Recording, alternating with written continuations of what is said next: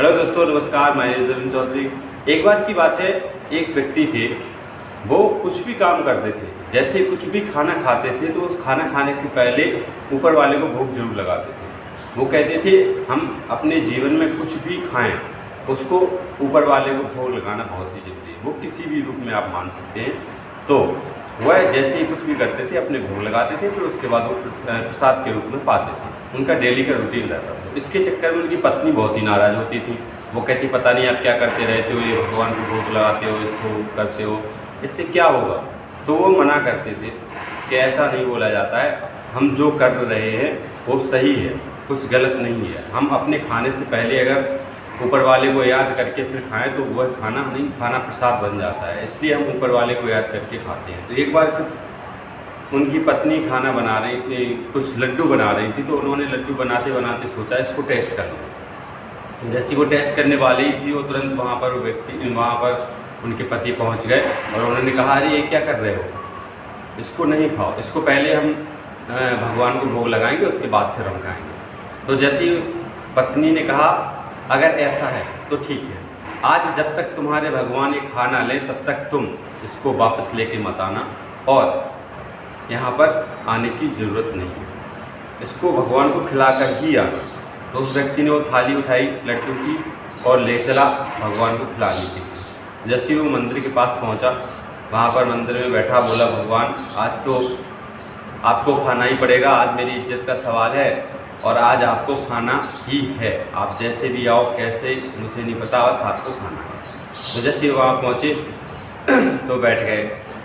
लोगों को पता चला कि पंडित जी आज बैठे हैं और भगवान को भोग लगाने के लिए, तो चलो देखते हैं। तो भीड़ जमा हो गई देखने के लिए। वहाँ जैसे ही पहुँचे तो थाली रखी थी, थाली पे मक्खियाँ भिनभिनाने लगी, मक्खियाँ आने लगी, लड्डू को खाने के लिए मक्खियाँ आने लगी और उस व्यक्ति ने वो हटाता रहा। जैसी मक्खियाँ आती थी उसको हटा देता था, जैसी मक्खी आती थी उसको हटा देता था। तो बस बाहर बहुत सारे भिखारी भी आ गए, देखते रहे, बहुत सारे लोग भी आ गए। तो जैसे ही वहाँ पर एक भिखारी ने हिम्मत करके देखा और वो अंदर गया और लड्डू उठा के खाने लगा, तो उस व्यक्ति ने उस भिखारी को बहुत ही ज़ोर से डांट दिया कि क्या है तुम यहाँ पर आ गए हो, ये तो मैं भगवान के लिए रखा हूँ, तुम क्यों आ गए हो। और ऐसा करके बहुत टाइम तक देखते रहे, तो उसको भी हटा दिया। और करते करते शाम हो गई, इंतज़ार करते रहे लेकिन कोई नहीं आया।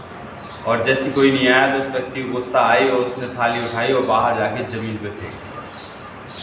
बहुत इंतज़ार कर लिया, अब नहीं करना है, और वह घर आ गया। जैसे ही घर आया तो उसकी पत्नी खड़ी थी उसको सुनाने के लिए। उसने बहुत सुनाया उसको, और जैसे ही उसको सुनाया तो वह जाके सो गया। तो जैसे ही वो सोया तो सपने में भगवान आए, ऊपर वाले आए, तो उन्होंने बोला कि तुमने क्या किया, इतना इंतज़ार क्यों करवाया मुझे। जब मैं मक्खी बन के आया तब तुमने मुझे नहीं खाने दिया, जब मैं किसी और तरीके से आया तब तुमने मुझे खाने नहीं दिया, मैं भिखारी बन के ही आया तब तुमने मुझे खाने नहीं दिया, इतना इंतज़ार क्यों करवाया। तब जाके तुम ज़मीन पर फेंक के आए, फिर मैंने ज़मीन का वो मिट्टी का लगाया खाया, तो इतना इंतज़ार क्यों। इस कहानी से सीख हमें ये मिलती है कि हर व्यक्ति में भगवान है, हमारी जो आत्मा है वही भगवान है। हर व्यक्ति में, हर जीव में, हर जंतु के अंदर भगवान है। वो किसी भी रूप में आ सकते हैं और आपके साथ में खा सकते हैं, आपकी सहायता कर सकते हैं हर एक तरीके से। आप ये ना समझें कि सिर्फ पत्थर की मूर्ति है उसी में भगवान है। हर एक इंसान के अंदर भगवान है। जो अच्छे कर्म कर रहा है, जो अच्छे लोगों की हेल्प कर रहा है, हमें हमेशा दूसरों की मदद करते रहना चाहिए, वो किसी भी तरीके से हो। ज़रूरी नहीं है कि आप पैसे से ही किसी की मदद करें, आप किसी की मदद सहायता करके भी कर सकते हैं। मान लीजिए कोई जा रहा है, उसको चलने में दिक्कत हो रही, तो शायद आपको उसको थोड़ी हेल्प करके आगे बढ़ने में मदद कर सकते हैं। कोई रोड पास कर रहा है, उसको रोड पार करने में समस्या हो रही है, आप उसको रोड पार करा के कर सकते हैं। किसी को पानी की ज़रूरत है, आप उसको पानी देकर मदद कर सकते हैं। किसी को भोजन की ज़रूरत है, आप उसको भोजन दे के मदद कर सकते हैं। किसी को किसी न्यूज़ की ज़रूरत है, आप उसको वो न्यूज़ दे के उसकी मदद कर सकते हैं। किसी को आप जिस फील्ड में हैं आप उस फील्ड से अपने अंदर की जो अपने अंदर का जो नॉलेज है वो नॉलेज देकर मदद कर सकते हैं। मदद करने के लिए कोई बहाना नहीं। आप अगर बहाना बनाएंगे तो आप बहाने बनाते ही रह जाएंगे। आपको मदद करने के लिए अगर आप अंदर से प्रेरित रहेंगे कि हाँ मुझे मदद करनी है तो आप मदद कर पाएंगे, चाहे वो आप किसी भी तरीके से हो।